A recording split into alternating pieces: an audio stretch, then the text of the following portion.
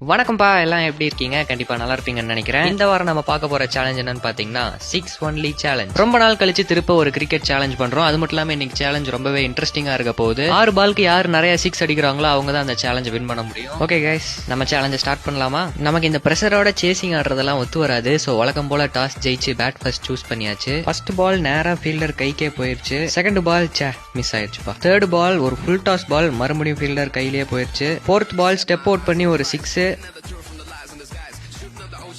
ஃபைனலா ஒரு 6 வந்துருச்சு. இன்னும் 2 பால் தான் இருக்கு. 5th பால் மறுபடியும் ஃபீல்டர் கையிலேயே. கடைசி பால் சூப்பரான கேட்ச், ஒரு 6 தடுத்திருக்காருன்னு தான் சொல்லணும். சோ இப்போ 6 பாலுக்கு 2 6 அடிச்சா நம்ம தம்பி இந்த சேலஞ்ச ஜெயிச்சிருவாரு. பாப்போம் என்ன நடக்குதுன்னு. ஃபர்ஸ்ட் பால் ஒரு கம்ப்ளீட் மிஸ்.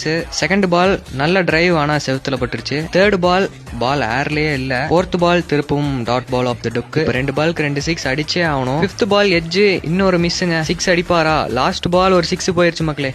ஃபைனலா அந்த 6 வந்திருக்கு லாஸ்ட் பால்ல.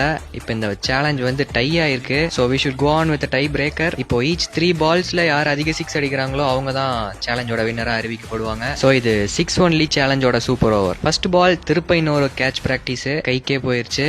செகண்ட் பால் ஒரு 6ங்க, சூப்பரான ஒரு பிளாட் 6 போயிருக்கு. சோ லாஸ்ட் பால் ஒரு செமையான பிளிக்கு, இன்னும் ஒரு 6 போயிருக்கு. இந்த 6ஓட சூப்பர் ஓவர்ல 2 6 அடிச்சாச்சு. சோ தம்பி இந்த சேலஞ்ச ஜெயிக்கணும்னா மொத்தம் 3 பாலுக்கு 3 6 அடிச்சே ஆகணும். ஃபர்ஸ்ட் பால் ஸ்லாட்ல இருந்தது, தலைக்கு மேல ஒரு 6 போயிருக்கு. ஃபர்ஸ்ட் பால்லயே பவுலர் மேல ஒரு பிரஷரு, செமையான ஒரு 6. செகண்ட் பால் தூக்கி விட்டுருக்காரு, அண்ணாந்து பாக்குற அளவுக்கு அந்த பால் ஹைட்டா போயிருக்கு. தொடர்ந்து 2வது 6ம் போயிருக்கு. திருப்பவும் இந்த சேலஞ்ச் டையா இல்ல இன்னும் ஒரு 6 அடிச்சு ஜெயிப்பாரான்னு பாப்போம். தேர்ட் பால் டாட் பாலுங்க.